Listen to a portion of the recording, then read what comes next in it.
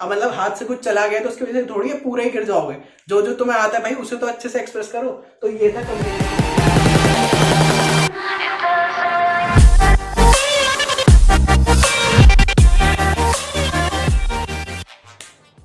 Hello guys, मेरा नाम है अनुराग और आज के वीडियो में हम डिस्कस करने वाले हैं सैमसंग इंटरव्यू एक्सपीरियंस। तो दोस्तों फरवरी 27 को सैमसंग मेरे कैंपस में आई थी। मैं HBTI कानपुर में पढ़ता हूँ, जो अब HBTU हो गया है, Harcourt Butler Technical University Kanpur.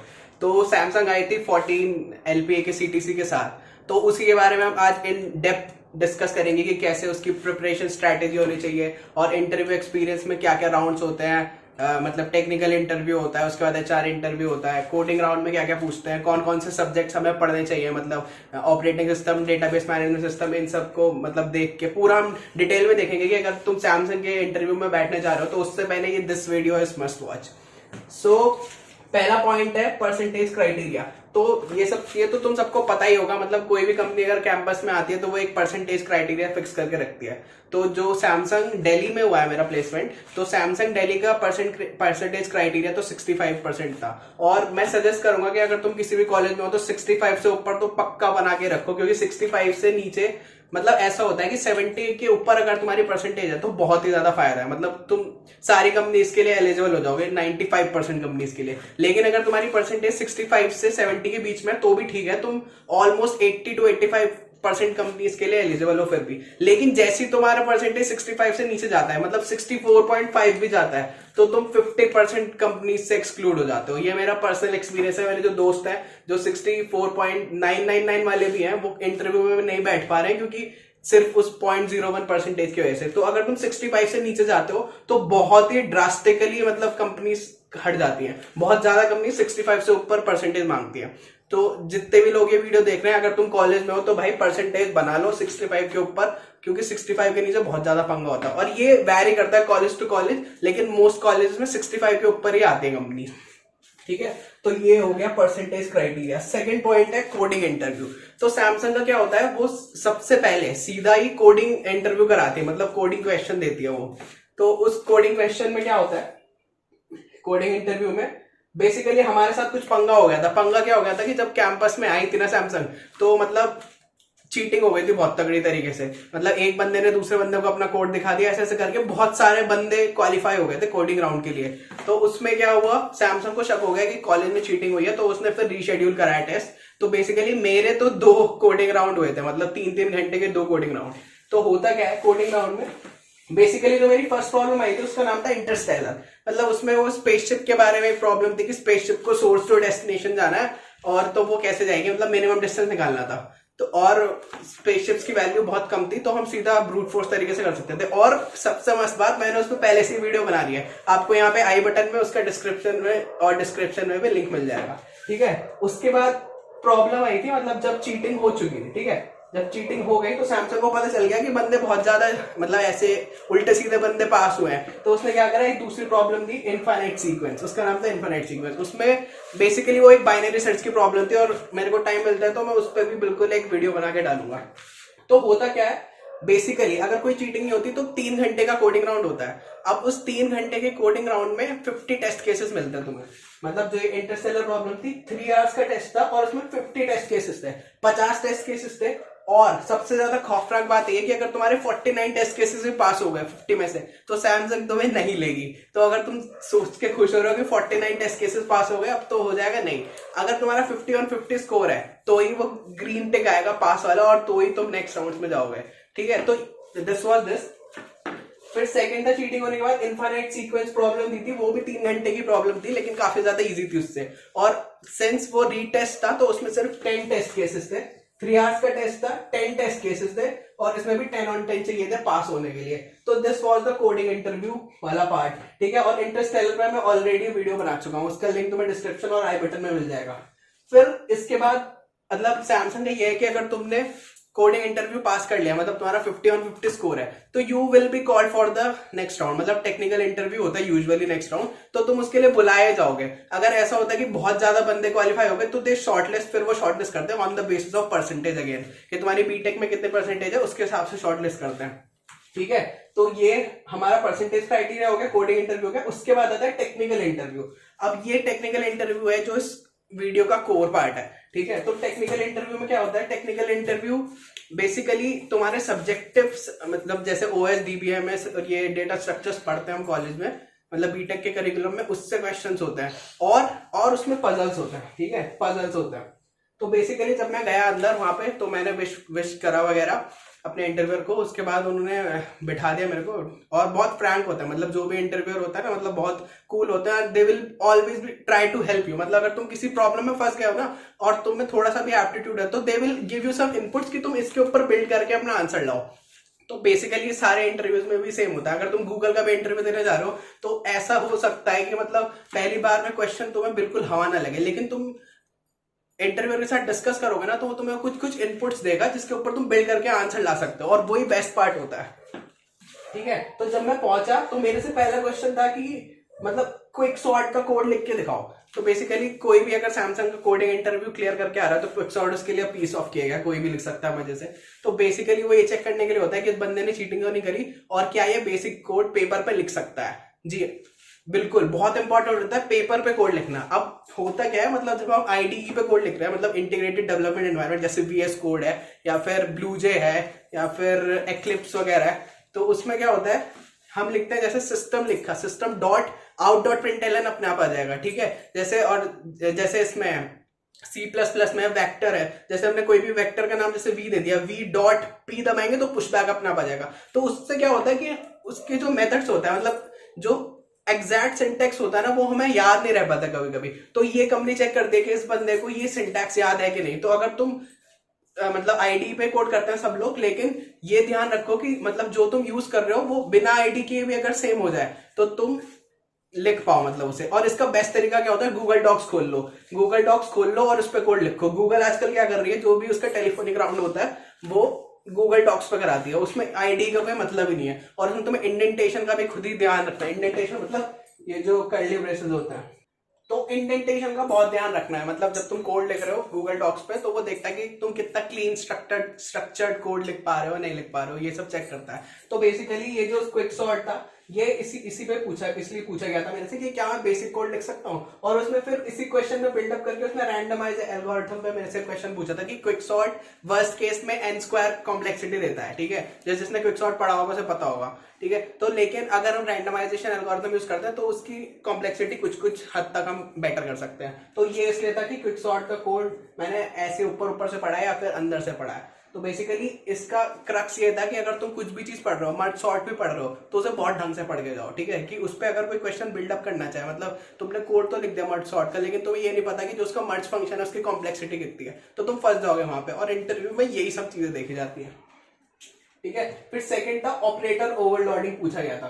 पहले उसने मेरे से पूछा था कि तुम कौन सी लैंग्वेज में कोड करते हो। तो बेसिकली उस टाइम पे मैंने सी प्लस प्लस बोला था, क्योंकि उस टाइम पे मैं सी प्लस प्लस में कोड करता था। तो उसने फिर ऑपरेटर ओवरलोडिंग पे क्वेश्चन पूछा था। ये ऑपरेटर ओवरलोडिंग वाला क्वेश्चन ऑलमोस्ट सब इंटरव्यू में पूछे जाते हैं। मतलब जैसे अगर जावा में है, जावा में वो पूछ लेता है कि पब्लिक प्राइवेट, मतलब जो भी तुम्हारे एक्सेस मॉडिफायर्स है उसके ऊपर क्वेश्चन पूछ सकता है वो, और इनहेरिटेंस से क्वेश्चन पूछ सकता है। तो ऐसी सी प्लस प्लस में कुछ कुछ चीजें, जैसे ऑपरेटर ओवरलोडिंग एक चीज हो गई, ये पूछे जाते हैं। मतलब ये लैंग्वेज स्पेसिफिक चीजें है कि जो तुम लैंग्वेज जिसमें तुम कोड कर रहे हो वो तुम्हें आती है, अच्छे से आती है या नहीं आती। तो अगर तुम सोच रहे हो ना कि मतलब कौन सी लैंग्वेज में कोड करूं मैं, भाई कोई भी लैंग्वेज उठा लो, सी प्लस प्लस, जावा, पाइथन, सी तो मत उठाना क्योंकि सी तो बहुत खतरनाक है, बहुत कुछ लिखना पड़ेगा उसमें। तो सी प्लस प्लस, जावा, पाइथन, इन तीनों में से कोई उठा लो और एक लैंग्वेज उठा के उसे बिल्कुल घोट के पी जाओ अच्छी तरीके से, कि उसमें से लैंग्वेज स्पेसिफिक अगर तुमसे कोई भी क्वेश्चन पूछा जाए ना तो तुम उसमें पेल के कराओ, ठीक है। तो ये ऑपरेटर ओवरलोडिंग वाला पार्ट हो गया लैंग्वेज स्पेसिफिक चीजें पूछने के लिए। ये होता है कि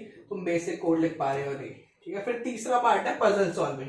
अब बंदों ने तुम्हारा कोडिंग एप्टीट्यूड तो चेक कर लिया, तुम्हारे जनरल लाइफ में एप्टीट्यूड कैसा है, मतलब कि अगर तुम्हें कोई प्रॉब्लम दी जा रही है जनरल लाइफ में तो तुम उसे कैसे सॉल्व करोगे। तो उस सब को जज करने के लिए बेसिकली ये पजल वाला जो पार्ट होता है ना, ये पजल पूछा जाता है। तो बेसिकली मेरे को तो एक मतलब ये पजल दिया था कि 100 डोर्स हैं, 1 to लेके 100 तक सारे डोर्स हैं, और पहले एक बंदा आता है वो सारे 1 के मल्टीपल्स वाले डोर को शुरू में सारे बंद हैं, सबको खोल देता है, मतलब 1 के मल्टीपल तो सब ही होता है 1 से 100 तक, तो वो सारे के सारे मतलब दरवाजे खोल देगा, ठीक है। उसके बाद 2 आएगा, 2 वाला जो बंदा होगा वो 2 के मल्टीपल्स वाले जो जितने भी डोर है वो सारे डोर को अगर वो खुले हैं तो बंद कर देगा। ऐसी फिर 4 वाला आएगा, फिर 5 वाला आएगा, 6 वाला आएगा, 7 वाला आएगा, ऐसी 100 तक आएगा। तो उसमें बताना था कि एंड में कौन कौन से दरवाजे खुले होंगे।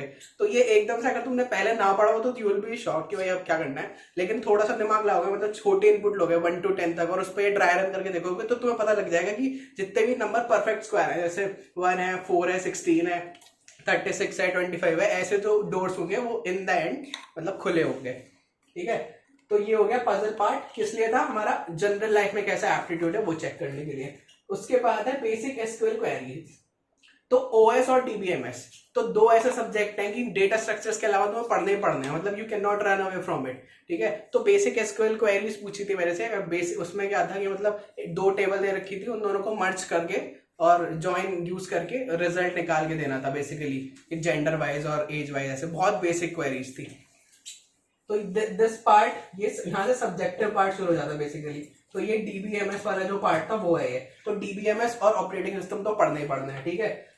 फिर वो आए थे ऑपरेटिंग सिस्टम पे। ऑपरेटिंग सिस्टम पे मेरा काफी टाइम इंटरव्यू चला था, मतलब अप्रॉक्स 10-15 मिनट ऑपरेटिंग सिस्टम पे क्वेश्चन चले थे। और वर्चुअल मेमोरी, पेजिंग और हीप्स और स्टैक, इनके अराउंड काफी घूमा था। और ये मतलब काफी इंटरेस्टिंग टॉपिक्स में, मतलब इसलिए पूछते हैं क्योंकि प्रोग्रामिंग में भी जब हम कोड कर रहे होते हैं तो कुछ वेरिएबल हम स्टैक में डिक्लेयर करते हैं, कुछ वेरिएबल हम हीप में डिक्लेयर करते हैं, तो वो उससे भी कनेक्टेड होता है।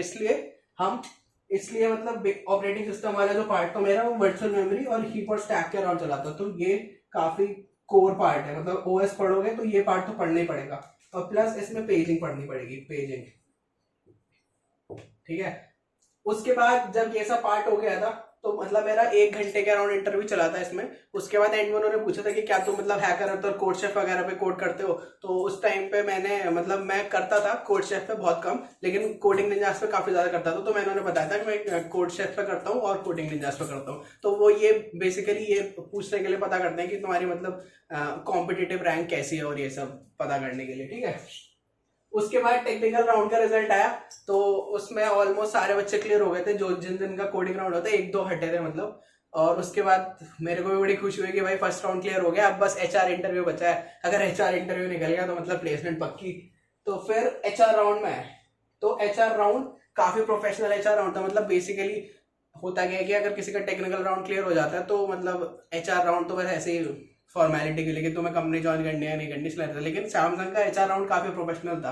तो और जो एचआर आए थे वो भी काफी प्रोफेशनल थे। तो क्वेश्चन तो सेम ही पूछे थे कि पहले पूछा अबाउट योरसेल्फ बताओ, तो मैंने उसमें फिर अच्छे से बताया था। और ये जो अबाउट योरसेल्फ क्वेश्चन है ना, ये तुम अभी इस वीडियो के खत्म होते के साथ ही भाई पेपर पे लिख लो। एकदम मस्त मस्त चीजें जो तुमने जिंदगी में करी है ना, और जो तुम्हारा पैशन है, और मतलब ऑफकोर्स ऐसा मत लिखना मैं पतंग उड़ा लेता हूँ और ये वो, ठीक है। कोडिंग के अराउंड चीजें जो भी घूम रही हैं, स्टडीज के अराउंड जो घूम रही है, उसे लिख लो और उसे रट्टा मार लो भाई अच्छे तरीके से। जैसे इंटरव्यूअर पूछे अबाउट योरसेल्फ बताओ, और ये बहुत ज्यादा कॉमन क्वेश्चन है, 90% इंटरव्यूज में वो पूछेगा ही पूछेगा तुमसे, ठीक है, कि अबाउट योरसेल्फ। तो ये एक पार्ट बना लो अच्छा सा अबाउट योरसेल्फ, मतलब अप्रॉक्स 2-3 मिनट का, जो तुम बता सको। और उस पर क्वेश्चन बिल्ड भी कर सकता है वो इंटरव्यूअर इससे आसपास। तो ऐसा कुछ मत डाल देना कि मैंने एक स्प्रिंग बोर्ड में प्रोजेक्ट बनाया था और तुम्हें स्प्रिंग बोर्ड पता नहीं है, ठीक है। तो रेलेवेंट रखना मतलब चीजें, और ये बहुत इंपॉर्टेंट है, इसे बना लो, ठीक है। फिर मेरे से पूछा था कि प्रीवियस ऑफर्स क्या क्या, मतलब किसी और कंपनी से क्या तुम्हें मतलब पीपीओ मिला हुआ है या फिर प्लेस्ड हो। तो बेसिकली उस टाइम पे मैं एक Delhi based startup DMI finance में प्लेस था। तो मैंने बताया, अब ये भी बहुत कॉमन क्वेश्चन है, वो इसलिए पूछता है ये क्वेश्चन कि मतलब अगर हमारी कंपनी से बेटर कहीं किसी को ऑफर लगा हुआ है तो देन दे स्पेक्यूलेट, मतलब अगर काफी ज्यादा बंदे हो रहे हैं तो उसे हटा दो, क्योंकि काफी चांसेस है कि वो बंदा उसे छोड़ देगा। मतलब जैसे हमारे कॉलेज में ही ओयो आई थी, सैमसंग पहले ओयो आई थी, तो मतलब कुछ लोगों ने ओयो में भी इंटरव्यू क्लियर कर लिया था, बट सैमसंग में भी। तो फिर ऑफकोर्स वो ओयो छोड़ देंगे क्योंकि सैमसंग का पैकेज बेटर था। तो इसलिए पूछता हूँ ये सब चीज, ठीक है।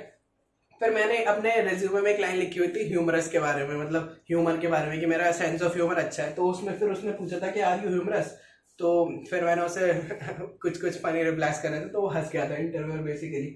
और उसके बाद ये बहुत ही ज्यादा बेसिक क्वेश्चन है, कोई भी कंपनी आएगी तो पूछेगी जरूर कि वाई सैमसंग, अगर तुम्हारा गूगल में हो रहा तो वाई गूगल। तो ये तो मैं अच्छे से प्रिपेयर कर लेना। प्रिपेयर कैसे करना है, कंपनी की विकीपीडिया पे जाओ और कंपनी की जितनी भी अचीवमेंट है ना उसमें से, मतलब मान लो विकीपीडिया में कम से कम 10 अचीवमेंट लिखे होंगे उस कंपनी की, उसमें से 5 जो तुम्हें सबसे अच्छी लगती हो वो अचीवमेंट उठाओ और इंटरव्यू में जाके बोल दो कि भाई सैमसंग ने ये करा था, इससे मैं बहुत इंप्रेस हुआ, सैमसंग एप्पल को भी डिस्प्ले शिप कर दिया, ये वो वगैरह वगैरह, और सैमसंग में मेरी ग्रोथ अच्छी होगी, ये वो वगैरह वगैरह, मतलब उसके आसपास चीज घुमाओ और बोल दो ये पूरा सैमसंग वाई सैमसंग। तो इसके बाद एचआर राउंड का रिजल्ट आया और भाई अगले दिन आया, मतलब उस दिन उन्होंने कहा कि उस दिन हम रिजल्ट नहीं देंगे, अगले दिन देंगे। हमने उनसे रिक्वेस्ट भी करी कि उसी दिन दे दो, लेकिन उन्होंने नहीं दिया।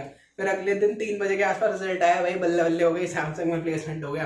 तो ये तो पूरा प्रोसेस था कि सैमसंग का इंटरव्यू में मतलब कैसे करा जाए। अब मैं बताऊंगा कुछ कुछ चीजें कि प्रिपेयर कैसे करनी है। तो अब हम डिस्कस करते हैं कि मतलब प्रिपेयर कैसे करा जाए इस इंटरव्यू के लिए। तो एक चीज मैं पहले बताना चाहूंगा कि मतलब जब भी तुम किसी मतलब इंटरव्यू की प्रिपरेशन कर रहे हो ना, तो बहुत ज्यादा कंपनी स्पेसिफिक पढ़ाई किया करो, क्योंकि डेटा स्ट्रक्चर्स और एल्गोरिथम का कोर्स इतना ज्यादा बड़ा है। अगर तुम सोच रहे हो कि पूरी गीक्स फॉर गीक्स कर जाओगे तो भाई बुड्ढे हो जाओगे। गीक्स फॉर गीक्स क्योंकि गीक्स फॉर गीक्स इतनी ज्यादा वास्ट है, इतनी ज्यादा वास्ट है, उसे उसे बहुत स्ट्रैटेजिकली पढ़ना होता है। तो मतलब मेन स्टेप क्या होता है, कोई भी इंटरव्यू की प्रिपरेशन करने से पहले गीक्स फॉर गीक्स पे जाओ, उसके प्रीवियस मतलब इंटरव्यू आर्काइव्स पढ़े होते हैं कि मतलब पहले कौन कौन से क्वेश्चन पूछे गए हैं, सब्जेक्टिव भी और कोडिंग राउंड में भी, ठीक है। तो वो सारे क्वेश्चन तो तुम्हें करने ही करने हैं, सारे के सारे कोडिंग क्वेश्चन करने हैं, और सारे के सारे जितने भी थ्योरी वाले क्वेश्चन है, ओएस डीबीएमएस कंप्यूटर नेटवर्क में से जितने भी क्वेश्चन है सारे करने हैं गीक्स और गीक्स में से। एटलीस्ट 10 प्रीवियस 10 इंटरव्यू एक्सपीरियंस तो तुम्हें करने ही करने हैं, ठीक है। तो मैं डिटेल्स में बताता हूँ क्रैकिंग द कोडिंग इंटरव्यू, ठीक है। कोडिंग इंटरव्यू कैसे क्रैक किया जाए, तो कोडिंग इंटरव्यू में सैमसंग को ग्राफ से प्यार है, ग्राफ से प्यार है। मतलब एक रिपोजिटरी है, उस रिपोजिटरी का मैं लिंक नीचे शेयर कर दूंगा डिस्क्रिप्शन में, उसमें बेसिकली अबाउट 35 क्वेश्चन है मेरे हिसाब से, और मोस्टली उसमें क्वेश्चन मेरे हिसाब से मेजोरिटी 40 to 50% ग्राफ पे क्वेश्चन है, और वो क्वेश्चन है जो सैमसंग इंटरव्यू में आए हुए हैं। और बहुत ज्यादा चांसेस है कि सैमसंग का अगर दोबारा भी कोई कोडिंग राउंड होता है तो उसी रिपोजिटरी में से क्वेश्चन आएगा। ये सुनने में मजाक लग रहा है कि क्वेश्चन रिपीट कैसे हो सकता है, लेकिन होता है। सैमसंग के कोडिंग इंटरव्यू में 60 to 70 टाइम्स % क्वेश्चन रिपीट होता है और उसी रिपोजिटरी में से आता है। तो उसका लिंक मैं शेयर कर दूंगा, तुम लोगों के लिए बहुत ज्यादा इंपॉर्टेंट है। अगर कोई सैमसंग की प्रिपरेशन कर रहा है तो मस्त है, वो करनी है। और कोई नहीं भी कर रहा है ना, तो उन 35 क्वेश्चन को करके तुम्हारे कॉन्सेप्ट बहुत ज्यादा बिल्ड हो जाएंगे और तुम्हें कॉन्फिडेंस आ जाएगा कि तुमने सैमसंग के तो एटलीस्ट सारे क्वेश्चन करे हुए। तो जो लोग नहीं भी दे रहे हैं सैमसंग का इंटरव्यू, वो भी उसे कर सकते हैं, ठीक है। तो ग्राफ्स तो भाई गोट के पी जाने हैं। सारी एल्गोरिथम, बेलमैन फोल्ड हो गई, डिस्क्रास हो गई, क्रुस्कल्स हो गई, प्रिम्स हो गई, फ्लॉयड वॉर्सल हो गई, सारी की सारी एल्गोरिथम्स को पूरे से अच्छे से कोड करो खुद से। उनकी इंप्लीमेंटेशन देखो, गीक्स फॉर गीक्स पे देखो, यूट्यूब पे देखो, मेरे को टाइम मिलेगा मैं बना दूंगा। पूरे अच्छे से पढ़ो वो एल्गोरिथम ग्राफ्स की सारी, ठीक है। वेरी वेरी वेरी इंपॉर्टेंट है ग्राफ्स, तो करना ही करना है, मस्त है, ठीक है। फिर है array based logic question. Array based question मतलब जैसे अब हमें एक एरे दे रखा है, ठीक है, और वो पूछ रहा है कि एरे में हर एलिमेंट की फ्रीक्वेंसी बताओ। तो हम इस क्वेश्चन को कैसे कर सकते हैं, या तो हम हैश मैप ले सकते हैं, ठीक है। हैश मैप लेके हम उस एरे का जैसे जैसे एलिमेंट आएगा उसकी फ्रीक्वेंसी हैश मैप में बढ़ाते रहेंगे और फाइनली हैश मैप की वैल्यूज प्रिंट कर देंगे, ठीक है। तो इसमें क्या प्रॉब्लम है, इसमें हम extra of n space use करेंगे, तो हमें नहीं करनी। एरे बेस्ड लॉजिक क्वेश्चन में यही होता है। या दूसरा तरीका क्या है कि पूरे एरे को तुम ट्रैवर्स कर रहे हो, मतलब एक एलिमेंट है उससे इधर उधर ट्रैवर्स करके देख रहे हो कि ये एलिमेंट कितनी बार आ रहा है, तो इसमें तुम हर एलिमेंट के लिए ओ ऑफ एन टाइम करोगे, यानी total of O of n square time करोगे, ठीक है। तो वो भी अलाउड नहीं है। तो ना तुम ओ ऑफ एन स्क्वायर में कर सकते हो और ना ओ ऑफ एन स्पेस कॉम्प्लेक्सिटी में करना है तुम्हें, ठीक है। तो किस में करना है, order of n time complexity और कांस्टेंट स्पेस, मतलब ऑर्डर ऑफ 1 स्पेस में करना है। तो इस टाइप के क्वेश्चन जो होते हैं वो होते हैं एरे बेस्ड लॉजिक क्वेश्चन। ऐसे क्वेश्चन गीक्स फॉर गीक्स पे काफी दिए हुए हैं, बाकी तुम लीड कोड पे ट्राई कर सकते हो, लीड कोड पे भी काफी अच्छे क्वेश्चन दिए हुए हैं इस टाइप के लॉजिक बिल्ड करने के लिए, ठीक है। उसके बाद सारे डेटा स्ट्रक्चर्स तो आने ही चाहिए। मतलब अगर तुम सैमसंग इंटरव्यू में बैठ रहे हो और तुम सोच रहे हो कि इंग्लिश छोड़ जाऊंगा तो काम बन जाएगा, नहीं बनेगा। इंटरव्यूअर कहीं से भी क्वेश्चन उठा के पूछ सकता है, और बेसिकली बेसिक क्वेश्चन ही पूछेगा ना। मान लो उसने पूछ लिया how to reverse the link list using recursion, ठीक है, बहुत बेसिक सा क्वेश्चन है, और तुमने अगर लिंक लिस्ट छोड़ी होगी तो उसे लगेगा ऐसा तो ये इतना इजी सवाल नहीं आता, इस पर मैं फॉलो अप क्वेश्चन क्या पूछूं, तो बहुत ज्यादा नेगेटिव इंपैक्ट पड़ेगा। तो तुम्हें डाटा स्ट्रक्चर्स तो पढ़ने ही पढ़ना है सारे, ठीक है। All data structures, link list, hash map, trees, binary search trees, stacks, queues, मतलब जितने तुम्हारे दिमाग में डेटा स्ट्रक्चर्स आता है सबको घोट के पी जाओ। उसके बाद आते हैं सब्जेक्ट्स, मतलब जो बीटेक में हम सब्जेक्ट्स पढ़ते हैं वो आते हैं, ठीक है। अब ये थोड़ा, अगर मैं सैमसंग की बात करूं तो ये लोकेशन बेस्ड होता है। मतलब जैसे मेरे कैंपस में तीनों ही आई थी, बॉम्बे बैंगलोर, नोएडा और दिल्ली, तीनों सैमसंग आई थी। मेरा दिल्ली में हुआ, तो वो बेसिकली ऑपरेटिंग सिस्टम और डीवीएमएस में ही रही सिर्फ। और ये मतलब होता ही है, मतलब अगर कहीं कहीं पे ये बैंगलोर आती है, नोएडा आती है, तो वो कंप्यूटर नेटवर्क में से पक्का पूछती है और पूरा खोल के पूछते हैं कि एक पैकेट यहाँ से निकल रहा है और वो दूसरे सिस्टम में जा रहा है, तो कौन कौन सी लेयर्स है, physical layer, data link layer, सारी लेयर्स अच्छे से खोल के, राउटर्स, राउटिंग, आईपी, गेटवे, सब पूछता है अच्छे से, ठीक है। तो वो बैंगलोर और नोएडा, तो कंप्यूटर नेटवर्क, ऑपरेटिंग सिस्टम और डीवीएमएस तीनों पूछेगा। बिल्कुल शॉर्ट बात है। सैमसंग दिल्ली ऑपरेटिंग सिस्टम और डीवीएमएस में रहता है। तो बेसिकली अगर तुम्हें दिल्ली में जाना है तो तुम ऑपरेटिंग सिस्टम और डीवीएमएस पढ़ लो, अगर टाइम बचे तो कंप्यूटर नेटवर्क भी पढ़ लो। लेकिन अगर तुम नोएडा या बैंगलोर में जा रहे हो तो तुम्हें कंप्यूटर नेटवर्क भी पढ़ना पड़ेगा, मतलब तीनों सब्जेक्ट मैंडेटरी है फिर तो तुम्हारे लिए पढ़ने के लिए, ठीक है। फिर तीसरी चीज आती है communication skill and at least 2 good project. तो इंटरव्यू का काफी पार्ट हमारे प्रोजेक्ट के अराउंड रिवॉल्व करता है, ठीक है।